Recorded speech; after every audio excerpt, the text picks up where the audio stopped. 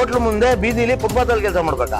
ಬನ್ನಿ ಇದು ಯಾಕೆ ನಿಮ್ಮ ಲೈನ್ ಮ್ಯಾನ್ಗಳಿಗೆ ಕಣ್ಕನ್ಸಲ್ವಾ? ಕೊಟ್ಟಿಲ್ವಾ ಅವನಿಗೆ ಆರ್ಸಿ ಗುತ್ತಿಗೆದಾರನಿಗೆ ಕೋಟ್ಯಾಂತರ ರೂಪಾಯಿ ದುಡ್ಡು ಪುಕ್ಸಟೆ ಮಾಡೋಗಿದ್ದಾನೆ ಕೆಲಸನ? ಹೆಂಗ್ ಮಾಡ್ಸ್ಕೊಂಡ್ರಿ ನೀವು ಈ ಕೆಲಸನ? ಇವಾಗ ನೀವು ಪ್ರಾಮಾಣಿಕವಾಗಿ ದುಡ್ಡು ಕಟ್ಟಕ್ಕೆ ಬಂದಿದ್ದೀರಲ್ಲಮ್ಮ, ದುಡ್ಡು ಎಲ್ಲಿ ಕಟ್ಬೇಕು ಸರ್ ಅವರು? ಇವಾಗ ಕಾಂಟ್ರಾಕ್ಟರ್ ಬಂದ್ರೆ ಏನ್ ಮಾಡ್ಕೊಡ್ತೀರಾ ನೀವು ಕೆಲಸ? 6,500 ರೂಪಾಯಿ ಬಿಲ್ ಕಟ್ಟಬೇಕು ಸರ್ ಇವರು. 33 ರೂಪಾಯಿ ಕಟ್ಟಿಸ್ಕೊಳಕ್ಕೂ ನಿಮ್ಮ ಹತ್ರ ಆಫೀಸ್ ಇಲ್ಲ, 30,000 ಕಟ್ಟಿಸ್ಕೊಳಕ್ಕೂ ಆಫೀಸ್ ಇಲ್ಲ. ಇವ್ರಿಗೆ ಒಂದು ಬಿಲ್ಲಿಗೆ 4 ರೂಪಾಯಿ ಕೊಡ್ತಾರೆ ಕಟ್ಟಿಸ್ಕೊಳಕ್ಕೆ. ಪುಕ್ಸಟೆ ಅಲ್ಲ ಸರ್. ನಿಮ್ಮನ್ನೆಲ್ಲ ನೋಡಿದ್ರೆ ಭಯ ಆಗತ್ರಪ್ಪ, ಹೊರಗಡೆ ಹೋಗ್ರಿ ಅಂತ ತಳ್ತಾರೆ ಮಾಂತೇಶ್ ಬಿಳಿಗೆ ಅವರು. ನೋಡಿ, ಈ ಪ್ಲೇಸ್ ಅಲ್ಲಿ ಕೂತ್ಕೊಂಡು ಈ ಸ್ಟೂಲು ಈ ಚೇರ್ಗಳಲ್ಲಿ ಇವ್ರು ಕೆಲಸ ಮಾಡ್ತಾ ಇದಾರೆ. ಅದು ಯಾರ್ದು? ಇವ್ರು ಜ್ಯೂಸ್ ಸ್ಟಾಲ್ ಅವ್ರದ್ದು. Very very bad, very very bad. ಯಾವ್ದಾರು ಆಫೀಸ್ ಬಾಡಿಗೆ ಕಟ್ಟಿಲ್ಲ ಅಂತ ಕ್ಲೋಸ್ ಮಾಡಿರೋದು ನೋಡಿದ್ರಾ? ಲೈಫ್ ನಲ್ಲಿ ಫಸ್ಟ್ ಟೈಮ್ ಮಾಂತೇಶ್ ಬಿಳಿಗೆ ಬಂದ ಮೇಲೆ ಒಂದು ಕ್ರಮ ತಗೊಂಡ್ರೆ ನಾವ್ ಇದುವರೆಗೂ ನೋಡ್ಲಿಲ್ಲ ಸರ್. ಅಲ್ಲ ಸರ್, ಒಂದು ಸರ್ಕಾರಿ ಕಚೇರಿ ಬೀದಿ ಬಂದು ನಿಲ್ಸ್ಬಿಟ್ರಲ್ಲ ಸರ್ ಇವತ್ತು.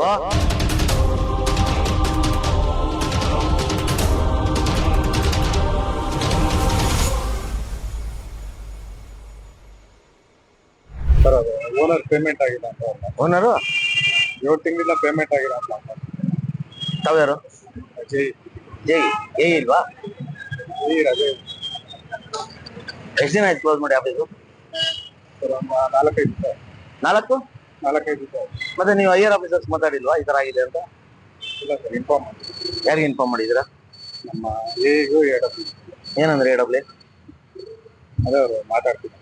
ಎಷ್ಟಿದೆ ನಿಮ್ಮ ರೆವೆನ್ಯೂ ರಿಲೇಷನ್ ಈ ನಿಮ್ಮ ಓನರ್ಗೆ? ಅಂದಾಜು ಹೇಳಿ, ಪರವಾಗಿಲ್ಲ. 4.5 ಏನ್ ಸರ್ ಹೇಳ್ತೀರಾ? ಅಷ್ಟೇನಾ ಸರ್? ಬರೀ ಅಪಾರ್ಟ್ಮೆಂಟ್ಸೇ ಬರುತ್ತಲ್ಲ ಸರ್ ನಿಮ್ಗೆ? ಇಷ್ಟೇ ಎಲ್ಲ ಸೇರಿ ಒಂದು 8 ಕೋಟಿ. ಏ ಸಾಧ್ಯನೇ ಇಲ್ಲ, ಇನ್ನೂ ಜಾಸ್ತಿ ಇದೆ. ಕರೆಕ್ಟಾಗಿ ಹೇಳಿ, ಎಷ್ಟು ಫಿಗರ್ ಕರೆಕ್ಟಾಗಿ ಹೇಳಿ. 5-8 ಅಲ್ಲ ಸರ್. ಸರ್ ನಿಮ್ಮ O&M ಏನು ಚಿಕ್ಕದಲ್ಲ. ಫಸ್ಟ್ ಪಾಯಿಂಟ್, STs ಏನ್ ಕಮ್ಮಿ ಇಲ್ಲ, ಅಪಾರ್ಟ್ಮೆಂಟ್ಸ್ ಏನ್ ಕಮ್ಮಿ ಇಲ್ಲ. ಕರೆಕ್ಟಾಗಿ ಹೇಳಿ ಎಷ್ಟು ಅಂದಾಜು ಹೇಳಿ, ಪರವಾಗಿಲ್ಲ. ನೀವು 5-8 ಕೋಟಿ ಅದು ಲೆಕ್ಕ ಅಲ್ಲ ಸರ್. ಒಂದ್ ಸಣ್ಣ ಸಣ್ಣ O&Mಗಳು ಮಾಡ್ತವೆ ಸರ್ 5-8 ಕೋಟಿ. ನಿಮ್ದು ಇಷ್ಟು ದೊಡ್ಡ ಅಲ್ಲ ಸರ್. ಎಕ್ಸಾಕ್ಟ್ ಬೇಡ ಸರ್, ಅಟ್ಲೀಸ್ಟ್ ಕರೆಕ್ಟ್ ಫಿಗರ್ ಹೇಳಿ. 1 ಕೋಟಿ ಆ ಕಡೆ ಈ ಕಡೆ ಆಗ್ಲಿ, ನೀವು ಹೆಚ್ಚು ಕಡಿಮೆ 10 ಕೋಟಿ ಡಿಫ್ರೆನ್ಸ್ ಹೇಳ್ತೀರಲ್ಲ. 5-8 ಕೋಟಿ ಕಲೆಕ್ಷನ್ ಆಗೋ ಏರಿಯಾನ ಸರ್ ಇವು? ಯಾವ್ದು ಇದು ಏನೋ ಈ ಹಳ್ಳಿಗಳ ಕಡೆ ಆಗುತ್ತೆ ಸರ್ ಇವತ್ತು 5-8 ಕೋಟಿ. ರಿಪೋರ್ಟ್ ನೋಡಿ ಹೇಳ್ತೀನಿ ಸರ್ ಎಕ್ಸಾಕ್ಟ್. ಅಲ್ಲ ಸರ್, ಒಂದು ಸರ್ಕಾರಿ ಕಚೇರಿ ಬೀದಿ ಬಂದು ನಿಲ್ಸ್ಬಿಟ್ರಲ್ಲ ಸರ್ ಇವತ್ತು. ಏನ್ ಅಷ್ಟೊಂದು ಬರ್ತಾನೆ ಬಂತ ಸರ್ ಬೆಸ್ಕಾಂಗೆ? ಬೀದಿಲಿ ಕೆಲಸ ಮಾಡ್ಬೇಕಾ ಸರ್ ಎಂಪ್ಲಾಯ್ಸು? ಚೇರ್ಗಳು ಹಾಕೊಂಡು ಹೋಟ್ಲು ಮುಂದೆ ಬೀದಿಲಿ ಫುಟ್ಪಾತ್ ಅಲ್ಲಿ ಕೆಲಸ ಮಾಡ್ಬೇಕಾ? 7 ತಿಂಗಳು ನೀವು ಬಾಡಿಗೆ ಕಟ್ಟಿಲ್ಲ ಅಂದ್ರೆ ಯಾರಾದ್ರೂ ಇಲ್ಲಿ ಹೊರಗಡೆ ಹಾಕ್ತಾರೆ. ತಪ್ಪೇನಿದೆ ಅದರಲ್ಲಿ? ಕ್ಲೋಸ್ ಆಗಿರೋದು ಸರ್. 7 ದಿನ ಅಲ್ಲ ಸರ್, ನಿಮ್ಗೆ 7 ತಿಂಗಳು ಬಾಡಿಗೆ ಕಟ್ಟಿಲ್ಲ ಅಂತ ಗೊತ್ತಿದ್ಮೇಲೆ ನೀವು ಬಾಡಿಗೆ ಕಟ್ಟಿಸ್ಬೇಕು ತಾನೆ? ನೀವು ಇನ್ಚಾರ್ಜ್ ತಾನೆ ಇಲ್ಲಿ? ಜೈಗಳು ನೀವೇನಲ್ವಾ ಸರ್? ಮತ್ತೆ ನಿಮ್ಗೆ ಗೊತ್ತಿಲ್ಲ ಹೆಂಗೆ ಕ್ಲೋಸ್ ಮಾಡ್ತಾರ ಬಂದವರು? ನಿಮ್ಮನ್ನ ಇವತ್ತು ಬೀದಿಗೆ ಹೊರಗಡೆ ಹಾಕಿ ಬೀಗ ಹಾಕಿದಾರೆ ಅಂದ್ರೆ ಲೆಕ್ಕ ಹಾಕಿ ಇನ್ ಯಾವ ಪರಿಸ್ಥಿತಿ ಬಂದು ಬೆಸ್ಕಾಂ? ಬರಕ್ ಮುಂಚೆ ಓನರ್ ಹತ್ರ ರಿಕ್ವೆಸ್ಟ್ ಮಾಡ್ಕೊಂಡು. ಏನಕ್ಕೆ ರಿಕ್ವೆಸ್ಟ್ ಮಾಡ್ಕೊತೀರಾ ಸರ್? ರಿಕ್ವೆಸ್ಟ್ ಏನಕ್ಕೆ ಮಾಡ್ಕೊತೀರಾ? ನಿಮ್ ಬಾಡಿಗೆ ಕೊಟ್ಮೇಲೆ ಬಾಡಿಗೆ ಕಟ್ಬೇಕು ತಾನೆ? ನಿಮ್ಗೆ ಇವಾಗ ಬಿಡ್ಬಿಡ್ತೀರಾ ನೀವು? ಕಟ್ ಮಾಡಲ್ವಾ? ಕಟ್ ಮಾಡ್ತೀರಾ ಇಲ್ವಾ ಸರ್? ಮತ್ತೆ ಅದೇ ತರನೇ ಇದು, ಅವರು ಬದುಕ್ಬೇಕಲ್ಲ, ಬಿಲ್ಡಿಂಗ್ ಕಟ್ಟಿರ್ತಾರೆ. ನೀವು ಬರೀ AW ಮಾತ್ರ ಇನ್ಫಾರ್ಮ್ ಮಾಡಿದಿರಾ? ನಿಮ್ಗೆ ಈಗ ಗೊತ್ತಿಲ್ವಾ? ನಿಮ್ ಲೈನ್ ಮ್ಯಾನ್ಗಳಿಗೆ ನಿಮ್ಮ ಆಫೀಸ್ ಪರಿಸ್ಥಿತಿ ಗೊತ್ತಿಲ್ಲ. ಅಲ್ಲಿ ಹೋಗ್ಬಿಟ್ಟು ಕೇಬಲ್ ಹೇಳಿಲ್ಲ, ಇನ್ನೊಂದ್ ಕೆಲಸ ಮಾಡ್ಲಾ, ಮತ್ತೊಂದ್ ಕೆಲಸ ಮಾಡ್ಲಾ, ಅಷ್ಟೊಂದು ಜ್ಞಾನನಾ? ಇದೇನಾ ನೀವು ಈ ಆಫೀಸಿಂದ ಅನ್ನ ತಿನ್ಬಿಟ್ಟು ಋಣ ತೀರಿಸ್ತಿರೋ ಕೆಲಸ? ಮಾಡಕ್ 136 ನೋಡಿ ಸರ್ ನಿಮ್ಮ ಆಫೀಸ್ ಮುಂದೆನೆ. ಇದು ಪೋಲ್ ತೋರಿಸಿದ್ದು ನಾಗೇಶ್, ಬನ್ನಿ ಇದು ಯಾಕೆ ನಿಮ್ಮ ಲೈನ್ ಮ್ಯಾನ್ಗಳಿಗೆ ಕಣ್ಕನ್ಸಲ್ವಾ? ಅದೇನ್ ಸಾಗದು? ನಿಮ್ O&M ಮುಂದೆನೆ ಈ ಪರಿಸ್ಥಿತಿನ? ಗೊತ್ತಾಗಲ್ಲ ಇಂತೆಲ್ಲ ಸರಿ ಮಾಡ್ಕೋಬೇಕು ಅಂತ? ಯಾವೊಂದ ಕೆಲ್ಸಕ್ಕೆ ಇವ್ರೇನಕ್ಕೆ ಹೋಗೋದು? ಟೇಬಲ್ ಹೇಳ್ಕೊಳ್ಳೋದು ನೀವೇನ್ ಕಳ್ಸಿದ್ರಿ ಅವ್ರನ್ನ? ಇನ್ಫಾರ್ಮ್ ಮಾಡ್ಲಿದ್ದಂಗೆ ನಿಮ್ಮ ಒಬ್ಬ ಎಂಪ್ಲಾಯಿ ಬೇರೆ ಕಡೆ ಹೋಗಿ ಹೆಂಗೆ? ನಾವು JE ಸೂಪರ್ವೈಸ್ ಮಾಡ್ತೀರಾ ಅವತ್ತು ನಾನೇ sir. What ever sir, JE ಅನ್ನೋರು ಇದ್ರ ಇಲ್ವೋ O&M ಅಲ್ಲಿ? ನಿಮ್ಗೆ ಇನ್ಫಾರ್ಮ್ ಮಾಡ್ಲಿದ್ದಂಗೆ ಇನ್ನೊಂದ್ ಕೆಲಸ ಹೆಂಗ್ ಮಾಡ್ತಾರೆ ನಿಮ್ಮ ಲೈನ್ ಮ್ಯಾನ್? ಯಾವ JEಗೂ ಏನ್ ಇನ್ಫಾರ್ಮ್ ಮಾಡೋದು ಅಂದ್ರೆ ಸರ್ವಾಧಿಕಾರಿಗಳ ನಿಮ್ ಲೈನ್ ಮ್ಯಾನ್ಗಳು? ಹಂಗಂದ್ರೆ ಸರ್ವಾಧಿಕಾರಿಗಳ ಸರ್? JEಗಳಿಗೆ AWಗಳಿಗೆ ಬೆಲೆ ಇಲ್ವಾ? ಹಂಗಂದ್ರೆ ಬೆಲೆ ಇಲ್ಲ ಅಂತ ಹಂಗ ಆಯ್ತಾ ತಾನೆ? ಹೇಳಿ ಸರ್, ಇವಾಗ ನಿಮ್ O&M ಮುಂದೆನೆ ಆಯ್ತಾ ತಾನೆ? AB ಕೇಬಲ್ ಹಿಂಗೇನಾ ಸರ್ ಲೇಯಿಂಗ್ ಮಾಡೋದು? ಇಲ್ಲೇನ್ ಲೇಯಿಂಗ್ ಮಾಡೋ ಪದ್ಧತಿನ ಸರ್? ಕೊಟ್ಟಿಲ್ವಾ ಅವನಿಗೆ ಆರ್ಸಿ ಗುತ್ತಿಗೆದಾರನಿಗೆ ಕೋಟ್ಯಾಂತರ ರೂಪಾಯಿ ದುಡ್ಡು ಪುಕ್ಸಟೆ ಮಾಡೋಗಿದ್ದಾನೆ ಕೆಲಸನ? ಹೆಂಗ್ ಮಾಡ್ಸ್ಕೊಂಡ್ರಿ ನೀವು ಈ ಕೆಲಸನ? ಸಾರ್ವಜನಿಕರ ದುಡ್ಡು ಅಂದ್ರೆ ನಿಮ್ಗೆ ಮಣ್ಣಿನ ತರ ಕಾಣಿಸ್ತಾ ಇದೆಯಾ? ಹೇಳೋರು ಕೇಳೋರು ಯಾರು ಇಲ್ವಾ? ನಿಮ್ ಮನ್ಸಿಗೆ ಬಂದಂಗೆಲ್ಲ ಕೆಲಸ ಮಾಡ್ತೀರಾ ಹಂಗಂದ್ರೆ? ನೋಡಿ ಆ ಪೋಲ್ ಬಿದ್ದೋದ್ರೆ ಆ ಬಿಲ್ಡಿಂಗ್ ಮೇಲೆ ಬಿದ್ರೆ ಏನ್ ಮಾಡ್ತೀರಾ? ಈ ಕಡೆ ಗೈಡ್ ಯೂಸ್ ಆದ್ಮೇಲೆ ನೋಡಿ ಅಲ್ಲೇ ನೋಡಿ ನಿಮ್ಮ ಒಂದು ಓಎಂಡ್ ಮುಂದ್ಗಡೆನೆ ಏನ್ ಪರಿಸ್ಥಿತಿ ಸರ್ ಇದು? ಇದು ಲೇಯಿಂಗ್ ಮಾಡಿಸೋ ಪದ್ಧತಿನ ಒಂದಾದ್ರೆ ಇಂಟರ್ಮೀಡಿಯೇಟ್ ಪೋಲ್ ಇದೆಯಾ? ನೀವೆಲ್ಲ ಟೆಕ್ನಿಕಲ್ ಓದ್ಕೊಂಡಿದ್ದೀರಾ ಕರೆಕ್ಟ್ ಆಗಿ? ಯಾಕೆ ಜೈ ಜವಾಬ್ದಾರಿ ಇಲ್ವಾ? ಇದೆಯಾ ಇಲ್ವಾ ಸರ್? ಇಲ್ಲ, ನಮಗೂ ಇದೆ ಮಾಡ್ತೀವಿ. ಏನ್ ಜವಾಬ್ದಾರಿಯಿಂದ ಕೆಲಸ ಮಾಡಿದೀರಾ? ನೀವು ಮಾಡ್ಬೇಕಾದ ಕೆಲಸ 136 ಇಟ್ಕೊಂಡು ಅಲ್ಲಿ ದುಡ್ಡು ಬರೋಂತ ಕೆಲಸಗಳು ಮಾಡಿಸ್ತೀರಾ? ಇಲ್ಲ, ನಮ್ ಗಮನಕ್ಕೆ ಬಂದ ನಾವೇ ಗಮನಕ್ಕೆ ಬಂದ್ಮೇಲೆ ಏನ್ ಮಾಡಿದೀರಾ? ಏನ್ ಸರ್ ಮಾಡಿದೀರಾ ಗಮನಕ್ಕೆ ಬಂದ್ಮೇಲೆ? ಎಷ್ಟು ದಿನ ಆಯ್ತು ಗಮನಕ್ಕೆ ಬಂದು? ನೆನ್ನೆ ಗಮನಕ್ಕೆ ಬಂದೈತಾನೆ? ನೆನ್ನೆ ಅಲ್ಲ ಮೊನ್ನೆನೆ ವಿಡಿಯೋ ಹೊರದಾಗೈತೆ ತಾನೆ? ಏನ್ ಕ್ರಮ ಕೈಗೊಂಡಿದ್ದೀರಾ ಲೈನ್ ಮೇಲೆ ನೀವು? ಎಲ್ಲ ರಿಪೋರ್ಟ್ ಎಲ್ಲ ಕೊಟ್ಟಿದ್ದಾರೆ. ಏನ್ ರಿಪೋರ್ಟ್ ಕೊಟ್ಟಿದ್ದೀರಿ? ಇದ್ರಲ್ಲ ಅವ್ರು ಹೋಗಿ ರಿಪೋರ್ಟ್ ಏನ್ ರಿಪೋರ್ಟ್ ಕೊಟ್ಟಿದ್ದೀರಾ ಸರ್? ನನ್ಗೆ ಗೊತ್ತಿಲ್ಲ. ಯಾರು ಕೊಟ್ಟಿದ್ದೀರಾ ರಿಪೋರ್ಟ್? ನಿನ್ನೆ ರಜೆಯಲ್ಲಿದ್ದೆ. ಹಾ ಸರಿ, ರಿಪೋರ್ಟ್ ಯಾರು ಕೊಟ್ಟಿದ್ದೀರಾ? ಅಲ್ಲ, ನಾನ್ ಕೊಟ್ಟಿಲ್ಲ ರಿಪೋರ್ಟ್. ಸರಿ ಸರ್, ರಿಪೋರ್ಟ್ ಯಾರಿಗೆ ಕೊಟ್ಟಿದ್ದಾರೆ ಅಂತ ನಿಮ್ಗೆ? AW ಏನ್ ಮಾಡಿದ್ರು AW? ಏನ್ 24 ಗಂಟೆ ಬೇಕಾ ಸರ್ ಅದಕ್ಕೆ ಕ್ರಮ ಕೈಗೊಳ್ಳೋದಕ್ಕೆ? ಹೇಳಿ ಸರ್, ಇವಾಗ ಇದು ಕೂತ್ರೆ ಕೊಡ್ತೀರಾ? ಕರ್ಕೊಂಬನ್ನಿ ನಿಮ್ ಲೈನ್ ಮ್ಯಾನ್, ಅವ್ರು ಯಾರು ಕೆಲಸ ಮಾಡಿದ್ರಲ್ಲ ಅಲ್ಲೋಗಿ ಕರ್ಕೊಂಬನ್ನಿ. ಒಂದು ಮೇನ್ ರೋಡ್ ಅಲ್ಲಿ ಈ ಪರಿಸ್ಥಿತಿ ಇಟ್ಕೊಂಡಿದ್ದೀರಲ್ಲ ನೀವು, ನಗ್ತಾನೆ ಸರ್. ಹಳ್ಳಿಗಳ ಕಡೆ ಇಲ್ಲ ಸರ್ ಈ ಪರಿಸ್ಥಿತಿ. ಇಲ್ಲ ಬಿಡಿ ಸರ್, ಅಟೆಂಡ್ ಮಾಡಿ. ಇನ್ಯಾವಾಗ ಅಟೆಂಡ್ ಮಾಡಿಸ್ತೀರಿ? ಇವಾಗ ಅವ್ರಿಗೆ ಉತ್ತರ ಕೊಡಿ ಸರ್. ಅಮ್ಮ ಇಲ್ಲಿ ಬನ್ನಿ. ಏನ್ ಮಾಡ್ಬೇಕಮ್ಮ ನೀವು? ಲೈಟ್ ಬಿಲ್ಲು ಹಾ ಎಲ್ಲಿ ಕಟ್ಬೇಕು ಸರ್? ಲೈಟ್ ಬಿಲ್ಲು ಕ್ಲೋಸ್ ಆಗಿದೆ ಇನ್ನೊಂದು. ಸರ್, ಲೈಟ್ ಬಿಲ್ ಎಲ್ಲಿ ಕಟ್ಟಬೇಕು ಹೇಳಿ, ಉತ್ತರ ಕೊಡಿ ಅವ್ರಿಗೆ. ಏನ್ ಮಾಡ್ತಾರಮ್ಮ ಕಟ್ಟಿಲ್ಲ ಅಂದ್ರೆ? ಕಟ್ ಮಾಡ್ತಾರಲ್ಲಮ್ಮ. ಇವಾಗ ನೀವು ಪ್ರಾಮಾಣಿಕವಾಗಿ ದುಡ್ಡು ಕಟ್ಟಕ್ ಬಂದಿದ್ದೀರಲ್ಲಮ್ಮ, ದುಡ್ಡು ಎಲ್ಲಿ ಕಟ್ಬೇಕು ಸರ್ ಅವರು? ಉತ್ತರ ಕೊಡಿ ಸರ್, ತಲೆ ಆಡ್ಸೋದಲ್ಲ. ಅದೇ ಸರ್, ಕ್ಲೋಸ್ ಎಲ್ಲಿ ಕಟ್ಟಬೇಕು? ನೀವು ಕ್ಲೋಸ್ ಮಾಡಿದಿರೋ ಓಪನ್ ಮಾಡ್ಕೊಂಡಿದ್ರೆ ಕೇಳ್ತಾ ಇಲ್ಲ. ಅಲ್ಲ ಸರ್, ನಿಮ್ಮಗಳ ಕೈಗಳಿಂದ ಏನಾದ್ರು ರೆಂಟ್ ಕಟ್ತಾ ಇದ್ದೀರಾ? ಸಾರ್ವಜನಿಕರು ಕೊಡುವಂತ ದುಡ್ಡಿಂದ ನೀವು ರೆಂಟ್ ಕಟ್ತಾ ಇದ್ದೀರಾ? ಏನು ಕಟ್ಟಿಲ್ಲ 7 ತಿಂಗಳಾದ್ರು. ಇವತ್ತು ATP ನೋಡಿ, ಇವಾಗ ಪ್ರಾಮಾಣಿಕವಾಗಿ ಅವ್ರು ದುಡ್ಡು ಕಟ್ಟಕ್ ಬಂದಿರೋರ್ಗೆ ನೀವ್ ಎಲ್ಲಿಗೆ ಇವಾಗ ಇದು ಕಳಿಸ್ತೀರಾ? ನಾಗವರ್ ಕಳಿಸ್ತೀರಾ? ದುಡ್ಡು ಕಟ್ಕೊಂಡ್ ಬನ್ನಿ ಅಂತ ಯಾಕೆ ಹೋಗ್ಬೇಕು ಅವರು? ಬರ ತಿಂಗಳು ಕಟ್ಟಿನ ಬಡ್ಡಿ ಆಗತ್ತಲ್ಲ. ಈಗ ನಮ್ಮ ಹತ್ರ ನಾವು ಕೂಲಿ ಮಾಡಿ ತಿನ್ನೋರು, ಇವಾಗ ನಮ್ಮ ಹತ್ರ ಇರುತ್ತೆ, ಇಲ್ದಾಗ ಇರುತ್ತೆ. ಇವಾಗ ಇದ್ದಾಗ ಕಟ್ಬಿಡ್ತೀರಿ, ಇಲ್ದಾಗ ಕಟ್ ಮಾಡ್ಬಿಡ್ತೀರಿ. ಇವಾಗ ಇಲ್ದಾಗ ಕಟ್ಬೇಕಾಗುತ್ತೆ. ಆಯ್ತು ರಮ್ಮ, ಇನ್ನೊಂದು 2-3 ದಿವಸ ಏನಕ್ಕೆ ಸರ್ ಕಾಯ್ಬೇಕು 2-3 ದಿನ? ಮಕ್ಳು ಮರಿ ಏನಕ್ಕೆ ಕಾಯ್ಬೇಕು ಸರ್ 2-3 ದಿನ? ಬರೇ ತಲೆ ಅಲ್ಲಾಡ್ಸೋದ್ರಲ್ಲ ಸರ್, ಉತ್ತರ ಕೊಡ್ಬೇಕು ನೀವು. ಇವತ್ತು ನೀವು JE ಆಗಿ ನಿಂತಿದ್ರೆ ಇಲ್ಲಿ, ನೀವೇ ಆನ್ಸರಬಲ್ ಪರ್ಸನ್. ಇಲ್ಲ ನಿಮ್ AW ಕರ್ಸಿ ಅವ್ರ ಆನ್ಸರ್ ಕೊಡ್ಲಿ. ಸಾರ್ವಜನಿಕರು ಬಂದು ಬೀದಿಗೆ ಯಾಕೆ ಸರ್ ನಿಲ್ಬೇಕು? ಏನ್ ಕರ್ಮ ಸರ್? ಇವಾಗ ಕಾಂಟ್ರಾಕ್ಟರ್ ಬಂದ್ರೆ ಏನ್ ಮಾಡ್ಕೊಡ್ತೀರಾ ನೀವು ಕೆಲಸ? ಯಾವ ಸಿಸ್ಟಮ್ ಅಲ್ಲಿ ಕೆಲಸ ಮಾಡ್ಕೊಡ್ತೀರಾ? ನಮ್ದೊಂದು ಫೈಲ್ ಇದೆ, ಇವಾಗ ಇಮಿಡಿಯೇಟ್ ಆಗಿ ವರ್ಕ್ ಆರ್ಡರ್ ಮಾಡ್ಕೊಡ್ತೀರಾ? ನೋಡಿ, ಅದನ್ನು ಕಂಡೋರ್ ಚೇರ್ ಯೂಸ್ ಮಾಡಿದ್ದೀರಾ.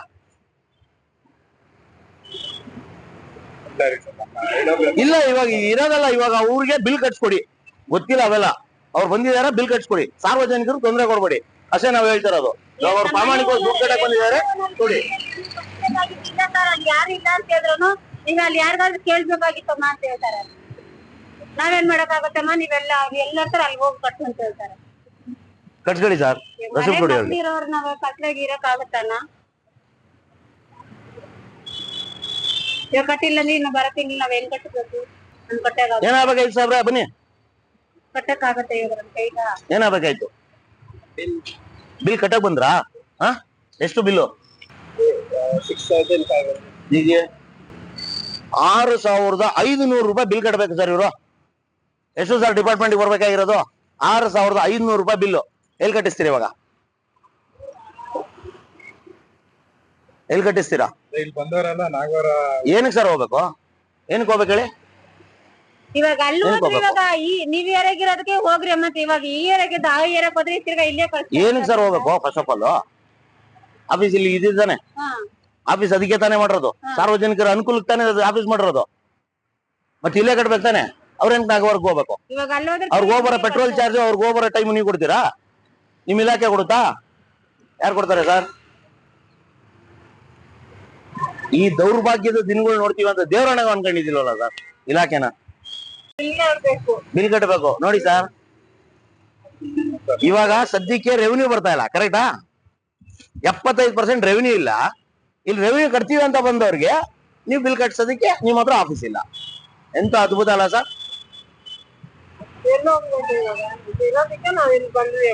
ಅಲ್ವಮ್ಮ? ಎಷ್ಟ್ ಕಟ್ಬೇಕಮ್ಮ ಬಿಲ್ಲು? 33 ರೂಪಾಯ? 33 ರೂಪಾಯ ಡಿಸ್ಕನೆಕ್ಟ್ ಮಾಡಲ್ಲ ಬಿಡಮ್ಮ.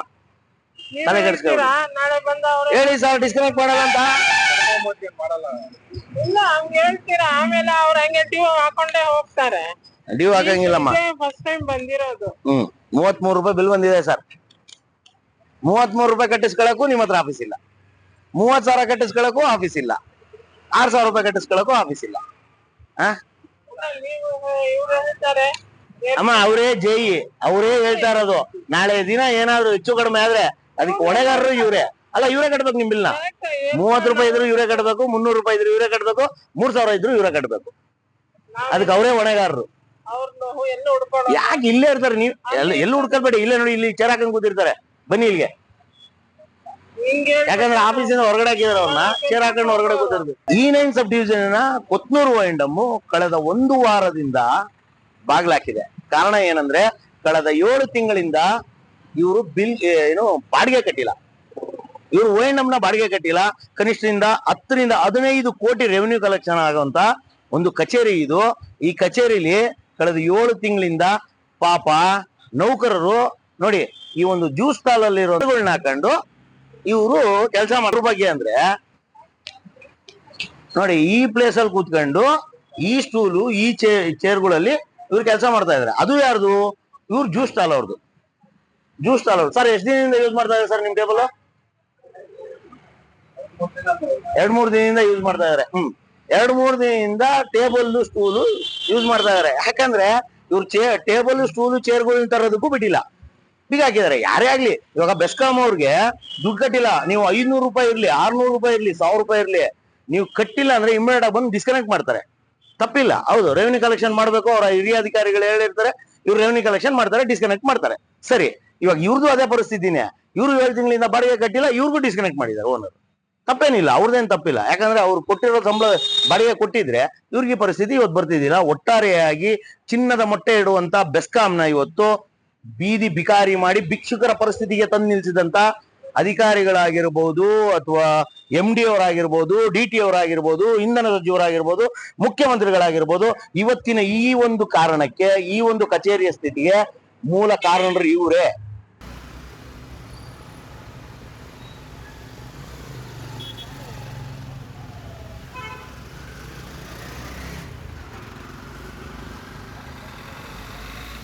ಬೆಸ್ಕಾಂನ ದೌರ್ಭಾಗ್ಯ ಏನಂದ್ರೆ ಇವ್ರ ಹತ್ರ ಒಂದಡಿ ಜಾಗ ಇಲ್ಲ, ಎಲ್ಲ KPTCL ಜಾಗ. ಬೆಸ್ಕಾಮಿಂದ ಒಂದಡಿ ಜಾಗನೂ ಇಲ್ಲ ಇವ್ರಿಗೆ. ಇಷ್ಟು ದೊಡ್ಡ ಏರಿಯಾದಲ್ಲಿ ಇವ್ರದೊಂದು 30-40 ಸೈಟ್ ಮಾಡ್ಕೊಂಡು ಒಂದು ಕಚೇರಿ ಕಟ್ಟಕ್ಕಾಗಿಲ್ಲ ಇವತ್ತಿನವರೆಗೂ. 1902ರಲ್ಲಿ ಇಡೀ ಏಷ್ಯಾ ಖಂಡಕ್ಕೆ ಮೊದಲ ಬಾರಿಗೆ ಕರೆಂಟ್ ಕಂಡಂತ ಸಿಟಿ ಅಂದ್ರೆ ನಮ್ ಬೆಂಗಳೂರು. ಆ ಬೆಂಗಳೂರಿನ ಪರಿಸ್ಥಿತಿ ಇದು. ಇವತ್ತು ಇಡೀ ಕರ್ನಾಟಕದಲ್ಲಿ ಅತಿ ಹೆಚ್ಚು ರೆವಿನ್ಯೂ ಕಲೆಕ್ಟ್ ಆಗ್ತಿರುವಂತ ಸಿಟಿ ಯಾವ್ದಾದ್ರು ಇದ್ರೆ ಅದು ಬೆಂಗಳೂರಿಂದ. ಅದು ಈ ತರ ಈಸ್ಟ್ ಅನ್ನೋದು ಇನ್ನು ದೊಡ್ಡ ಬೃಹತ್ ಮಟ್ಟದಲ್ಲಿ ಬೆಳೆದಿದೆ. ಇಲ್ಲಿ ಸಾವಿರಾರು ಅಪಾರ್ಟ್ಮೆಂಟ್ಸ್ಗಳಿದೆ, ಸಾವಿರಾರು ಇಂಡಸ್ಟ್ರಿಗಳಿದೆ, ಸಾವಿರಾರು STಗಳಿದೆ. ಇಲ್ಲಿ ಕಲೆಕ್ಷನ್ ಆಗುವಂತ ದುಡ್ಡಿಂದ ಇಡೀ ಕರ್ನಾಟಕನೇ ನೋಡ್ತಾ ಇದ್ದಾರೆ. ಆದ್ರೆ ಇವತ್ತು ಈ ಪರಿಸ್ಥಿತಿ ಬಂದಿದೆ. ಕಳೆದ 7 ತಿಂಗಳಿಂದ ಬಾಡಿಗೆ ಕಟ್ಟದೆ ಇವತ್ತು ಎಂಪ್ಲಾಯ್ಸ್ ಬೀದಿ ಬಂದು ನಿಂತಿದ್ದಾರೆ. ಬಿಲ್ ಕಟ್ಟಕ್ ಬಂದಿರೋರು ಪಾಪ ಕೇಳ್ಕೊಂಡು ಹೋಗ್ತಾ ಇದಾರೆ, ಬಿಲ್ ಕಟ್ಟೋದು ಎಲ್ಲಿ ಅಂತ. ಈ ಪರಿಸ್ಥಿತಿ ತಂದು ನಿಲ್ಸಿದೀರಾ. ಮಾನ್ಯ ಮಹಾಂತೇಶ್ ಬಿಳ್ಗಿ ಸಾಹೇಬ್ರೆ, ತಮ್ಮ ಅಧಿಕಾರ ಅವಧಿಯಲ್ಲಿ ತಾವು ಈ ಬೆಸ್ಕಾಂನ ಎಷ್ಟು ಉದ್ಧಾರ ಮಾಡಿದೀರಾ ಅಂತ ಸಾರ್ವಜನಿಕವಾಗಿ ತಿಳಿಸಿ. ಏನು ಬದಲಾವಣೆ ಮಾಡಿದೀರಾ ಅಂತ ಸಾರ್ವಜನಿಕವಾಗಿ ತಿಳಿಸಿ. ಓಕೆನಾ? ನೋಡಿ ಪಾಪ ಸಾಹೇಬ್ರು ಬಂದಿದ್ದಾರೆ. ಸರ್ ಏನ್ ಸರ್? ಸಬ್ ಇನ್ಸ್ಪೆಕ್ಟರ್ ಕಟ್ಟಕ್ ಬಂದೆ, ಬಿಲ್ ಕ್ಲೋಸ್ ಆಗಿದೆ, ಏನೋ ಗೊತ್ತಾಗಿಲ್ಲ. ಎಷ್ಟು ಕಟ್ಬೇಕು ಸರ್ ಬಿಲ್? ಕಟ್ಬೇಕು 2,000-3,000 ಕಟ್ಬೇಕು. ಸರ್ ನೋಡಿ ಏನಾಗಿದೆ ಗೊತ್ತಾ, ಇವ್ರು ಬಾಡಿಗೆ ಕಟ್ಟಿಲ್ಲ, ಓನರ್ಗೆ ಬಾಡಿಗೆ ಕಟ್ಟಿಲ್ಲ ಬೆಸ್ಕಾಂ ಅವರು, ಹಂಗಾಗಿ ಬೀಗ ಹಾಕಿದ್ದಾರೆ. ಇದು ಸ್ವಲ್ಪ ತೊಂದ್ರೆ ಅಲ್ವಾ ಇದು? ಸರ್ ನೀವ್ ಹೇಳ್ಬೇಕು ಇವಾಗ, ನೀವು ಒಬ್ಬ ಸರ್ಕಾರಿ ಅಧಿಕಾರಿಯಾಗಿ ರಿಟೈರ್ಡ್ ಆಗಿರೋರು, ನೀವ್ ಹೇಳ್ಬೇಕು ಸರ್. ಇದು ಈ ಪರಿಸ್ಥಿತಿ ಬೆಸ್ಕಾಂ ಬಂದಿದೆ, ಏನ್ ಹೇಳ್ತೀರಿ ಇದ್ರ ಬಗ್ಗೆ? ಲಾಸ್ ಏನಿಲ್ಲ, ಪ್ರಾಫಿಟ್ ನಡೀತಾ ಇದೆ ಬೆಸ್ಕಾಮು. ಕಟ್ಟಿದ್ರೆ ಬಂದು ಬಿಲ್ ಕಟ್ತಾರೆ, ಬಿಲ್ ಕಟ್ಟಿದ್ರೆ ಕಟ್ ಮಾಡ್ತಾರೆ. ಇವ್ರು ರೆವಿನ್ಯೂ ಕುಂತು ಕೊಡ್ತಾ ಇರಲ್ಲ, ರೆವಿನ್ಯೂ ಉಲ್ಬಣ ಆಗ್ತಾನೆ ಇದೆ. ರೆವಿನ್ಯೂ ಕಮ್ಮಿ ಆಗೋ ಚಾನ್ಸ್ ಇಲ್ಲ ಇವ್ರಿಗೆ. ಯಾಕಂದ್ರೆ ಎಂತ ಬಡವನ್ನ ಬಿಲ್ ಕಟ್ಬೇಕು, ಬಿಲ್ ಕಟ್ಬೇಕು. ಕಟ್ಟಿಲ್ಲ ಕಾಟಿಲ್ಲ ಅವ್ನಿಗೆ. ಇದು ಇದೆಯೋ ಕರೆಂಟ್ ಪ್ರತಿಯೊಬ್ಬರು ಭಯ ಬಿದ್ದು ಬಿಲ್ ಕಟ್ತಾರೆ. ಇದು ಸದುಪಯೋಗ ಪಡ್ಕೊಂಡು ನಾವು ನಮ್ಗೆ ಸಾರ್ವಜನಿಕ ಒಳ್ಳೆ ನಮ್ಗೆ ಉಪಯೋಗ ಕೊಡ್ಬೇಕು. ಇದು ಮನಗಾಣಬೇಕು. ಸರ್ ತಮ್ಮ ಹೆಸರು ಸರ್? ಶ್ರೀನಿವಾಸ್ ಅಂತ. ATP ಅಂತ ಕೊಟ್ಟಿದ್ದಾರೆ. ಇವ್ರಿಗೆ ಒಂದು ಬಿಲ್ಲಿಗೆ 4 ರೂಪಾಯಿ ಕೊಡ್ತಾರೆ ಕಟ್ಟಿಸ್ಕೊಳಕ್ಕೆ. ಪುಕ್ಸಟೆ ಅಲ್ಲ ಸರ್, ದಯವಿಟ್ಟು ತಪ್ಪು ತಿಳ್ಕೊಬೇಡಿ. ಇದು ಪುಕ್ಸಟೆ ಅಲ್ಲ. ಇವಾಗ ಇದಕ್ಕೆ ರೆಂಟು, ಆ ಮಷೀನ್ ರೆಂಟು, ಒಂದು ಬಿಲ್ಲಿಗೆ 4 ರೂಪಾಯಿ 5 ರೂಪಾಯಿ 7 ರೂಪಾಯಿ ದುಡ್ಡು ಪ್ರತಿಯೊಂದನ್ನು ಕೊಡ್ತಾರೆ ಸರ್. ನಿಮ್ ಮನೆಗ್ ಬಂದ್ ಬಿಲ್ ಕೊಡ್ತಾರಲ್ಲ, ಅದಕ್ಕೆ 13 ರೂಪಾಯಿ ಬಿಲ್ಲು ಬೆಸ್ಕಾಮು ಒಂದು ಕಂಪನಿ ಕೊಡುತ್ತೆ. ಇವಾಗ ಮುಚ್ಚಿದ್ರೆ ಕೂಡ ಕಟ್ಲೇಬೇಕು ತಾನೆ ಅವ್ರು. ಏನು ಮಾಡಕ್ಕಾಗಲ್ಲ, ತೆಗ್ದಿದ್ರು ಕಟ್ಲೇಬೇಕು. ಏನು ಮಾಡಕ್ಕಾಗಲ್ಲ, ಕಟ್ಲೇಬೇಕು. ಉತ್ತರ ಅಂತ ಹೇಳ್ಬೇಕು. ಹೌದಮ್ಮ. ಮಾಂತೇಶ್ ಬಿಳಿಗೆ ಅವರೇ, ತಾವು ಅಧಿಕಾರ ವಹಿಸ್ಕೊಂಡ ನಂತರ ಇಲಾಖೆಯಲ್ಲಿ ಬದಲಾವಣೆ ತಂದಿದ್ದೇನು, ಇಲಾಖೆಯನ್ನ ಬೆಳೆಸಿದ್ದೇನು? ಕೇವಲ ನಿಮ್ಮ ಕಾರ್ಪೊರೇಟ್ ಆಫೀಸಲ್ಲಿ ಮೀಟಿಂಗ್ ಮೀಟಿಂಗ್ ಮೀಟಿಂಗ್. ಬಂದ ಬೆಳಿಗ್ಗೆ 10ರಿಂದ ಸಂಜೆ 8 ಆದ್ರೂ ಬರೀ ಮೀಟಿಂಗ್ ಅಲ್ಲೇ ಇರ್ತೀರಾ. ಯಾವೊಬ್ಬ ಸಾರ್ವಜನಿಕನ ಕೈ ಸಿಗಲ್ಲ. ಕೇಳಿದ್ರೆ ನಾನು ಮೀಟಿಂಗ್ ಅಲ್ಲಿ ಇದ್ದೀನಿ, ನಾನು ಬೋರ್ಡ್ ಮೀಟಿಂಗು, ಆ ಮೀಟಿಂಗು, ಈ ಮೀಟಿಂಗು ಅಂತೀರಾ. ನಿಮ್ಮ DT ರಮೇಶ್ ಅವರು ಸಹ ಅಷ್ಟೇ, 5 ನಿಮಿಷ ಮಾತಾಡೋದು ಕಷ್ಟ. ನೀವು ಕರ್ನಾಟಕದ ಮುಖ್ಯಮಂತ್ರಿಗಿಂತ ದೊಡ್ಡ ಮಟ್ಟದಲ್ಲಿ ಇದೀರಾ ಅಂತ ಕಾಣಿಸುತ್ತೆ. ನೀವು ಯಾರ ಕೈಗೂ ಸಿಗಲ್ಲ. ಆಮೇಲೆ ಮಾಂತೇಶ್ ಬಿಳಿಗಿ ಅವರ ಕಚೇರಿಗೆ ಹೋದ್ರೆ ನಿಮ್ಮನ್ನೆಲ್ಲ ನೋಡಿದ್ರೆ ಭಯ ಆಗತ್ರಪ್ಪ, ಹೊರಗಡೆ ಹೋಗ್ರಿ ಅಂತ ತಳ್ತಾರೆ ಮಾಂತೇಶ್ ಬಿಳಿಗಿ ಅವರು. ಇದೇನಾ ಸರ್ ನೀವು ಅಧಿಕಾರ ಮಾಡ್ತಾ ಇರೋದು? ನಿಮ್ಮ ಅಧಿಕಾರಾವಧಿಯಲ್ಲಿ ಈ ಕಚೇರಿಯ ಪರಿಸ್ಥಿತಿ ಇದು. E9 ಸಬ್ ಡಿವಿಷನ್ ಕೊತ್ನೂರು ವೈಂಡಮ್ನ ಕಳೆದ 5 ದಿನಗಳಿಂದ ಬೀಗ ಹಾಕಿದರೆ ಓನರ್ ಅವರು. ಕಾರಣ ಏನಪ್ಪಾ ಅಂದ್ರೆ 7 ತಿಂಗಳಿಂದ ಬಾಡಿಗೆ ಕೊಟ್ಟಿಲ್ಲ.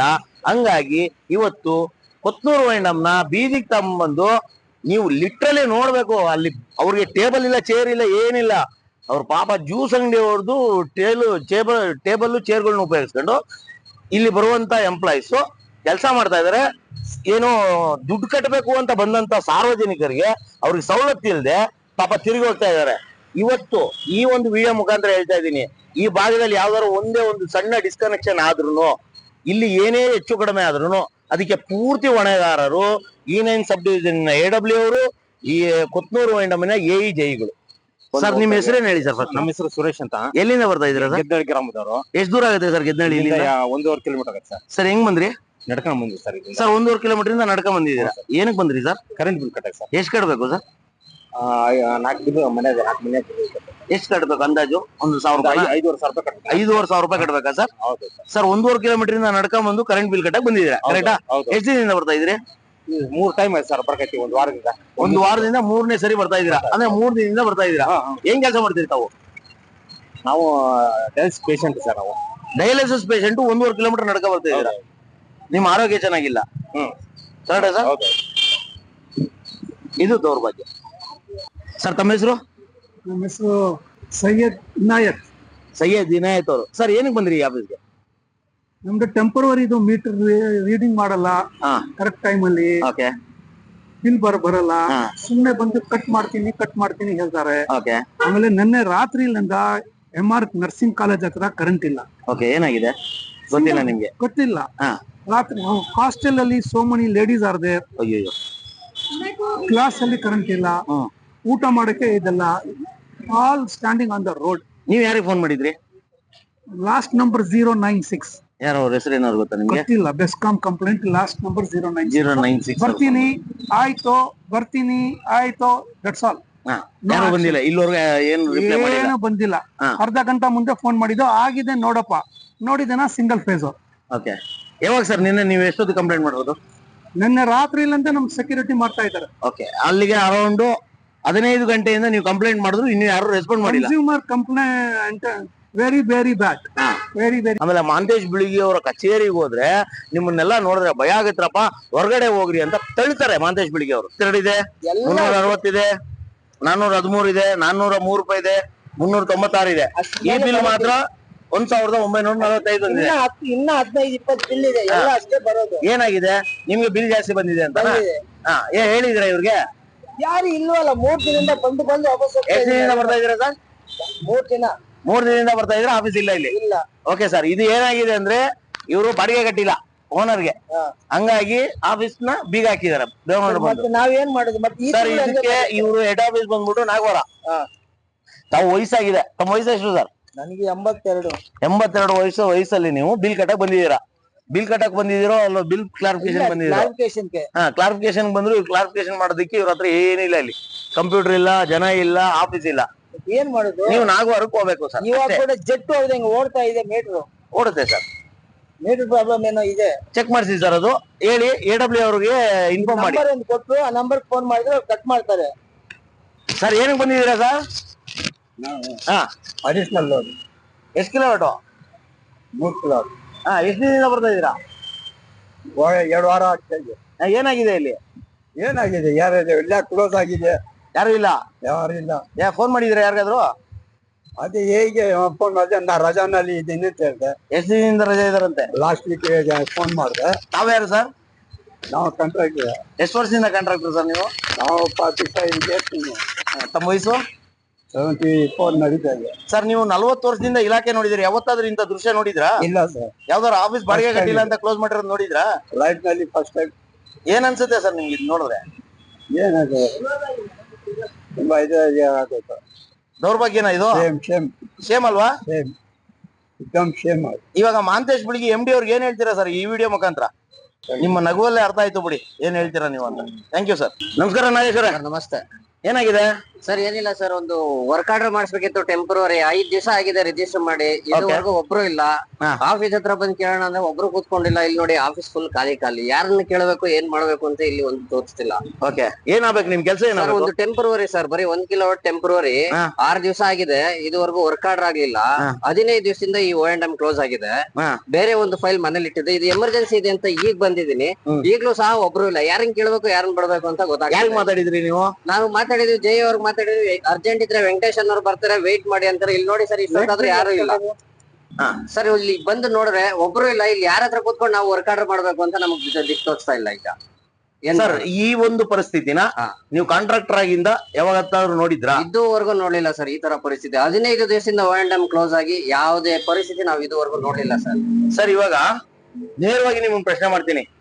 ಇಷ್ಟು ವರ್ಷದಲ್ಲಿ ಹಲವಾರು MDಗಳು ಬೆಸ್ಕಾಂ ಕಂಪನಿ ಬಂದು ಹೋಗಿದ್ದಾರೆ 25 ವರ್ಷದಲ್ಲಿ. ಓಕೆನಾ? ಕನಿಷ್ಠ ಅಂದ್ರು 15ರಿಂದ 20 MDಗಳು ಚೇಂಜ್ ಆಗಿರ್ತಾರೆ ಅಲ್ವಾ? ಯಾವತ್ತೂ ಆಗ್ಲಿದ್ದಂತ ಈ ದೌರ್ಭಾಗ್ಯದ ದಿನಗಳು ಮಹಾಂತೇಶ್ ಬಿಳಿಗಿ ಅವ್ರು ಇದ್ದಾಗ ನೋಡ್ತಾ ಇದೀವಿ. ಇದ್ರ ಬಗ್ಗೆ ಏನ್ ಹೇಳ್ತೀರಾ ಸರ್? ಇದ್ರ ಬಗ್ಗೆ ಅವ್ರಿಗೆ ಏನ್ ಹೇಳ್ಬೇಕು ಅಂತ ಗೊತ್ತಾಗ್ತಿಲ್ಲ. ಯಾಕೆಂದ್ರೆ ಇಷ್ಟು ದಿವಸ ಯಾವ್ಯಾವ ಅಕ್ರಮ ಇನ್ನೊಂದು ಬೆಸ್ಕಾಂ ಸಂಬಂಧಪಟ್ಟಂತ ದೂರುಗಳ ದಾಖಲೆ ಆದ್ರೂ ಕೂಡ ಇದುವರೆಗೂ ಯಾವುದೇ ತರದ ಒಂದು ಕ್ರಮ ತಗೊಂಡ್ರದು ನಾವು ಇದುವರೆಗೂ ಮಹಾಂತೇಶ್ ಬಿಳಿಗಿ ಬಂದ್ಮೇಲೆ ಒಂದು ಕ್ರಮ ತಗೊಂಡ್ರದ್ ನಾವ್ ಇದುವರೆಗೂ ನೋಡ್ಲಿಲ್ಲ ಸರ್. ಇದೇ ವಿಚಾರವಾಗಿ ಇವ್ರು ಯಾವುದೇ ತರದ ಕ್ರಮ ತೆಗೆದುಕೊಳ್ಳಲ್ಲ ಅಂತಾನೆ ಡಿಪಾರ್ಟ್ಮೆಂಟ್ ಅವ್ರು ಈ ರೀತಿ ಅಕ್ರಮ ಕೆಲಸಗಳಿಗೆ ಮಾಡ್ತಾರೆ ಸರ್. ಇದ್ರ ಮುಂದೆ ಇನ್ನೇನ್ ಹೇಳ್ಬೇಕು ಸರ್ ಅವ್ರಿಗೆ ಮಹಾಂತೇಶ್ ಬಿಳಿ ಅವರು ಬಂದ ಮೇಲೆನೆ ಈ ಸಮಸ್ಯೆಗಳೆಲ್ಲ ತುಂಬಾ ನೋಡ್ತಾ ಇದೀವಿ ನಾವು. ಇದಕ್ಕೆ ಕಾಮಧೇನು ಆಗಿ ಕೂತಿದ್ದಾರೆ. ಹೌದು, ಯಾರ ಮೇಲೇನು ಕ್ರಮ ಕೈಗೊಳ್ಳಲ್ಲ, ಯಾರನ್ನು ಏನು ಮಾತಾಡ್ತಲ್ಲ. ಹೌದು, ಬರೀ ಮೀಟಿಂಗು, ಬರೀ ವಿಧಾನಸೌಧ ಮೀಟಿಂಗ್ ಹೋದ್ರು ಮೀಟಿಂಗ್. ಟೈಮ್ ಅಲ್ಲಿ ಅಷ್ಟು ಮೀಟಿಂಗ್ ಇಟ್ಕೊಂಡು ಎಲ್ರಿಗೂ ಸಮಸ್ಯೆ ಮಾಡ್ಕೊಂಡು ಈ ಕಡೆ O&M ಹೋದ್ರು AW ಮೀಟಿಂಗ್ ಕರೆದಿದ್ದಾರೆ.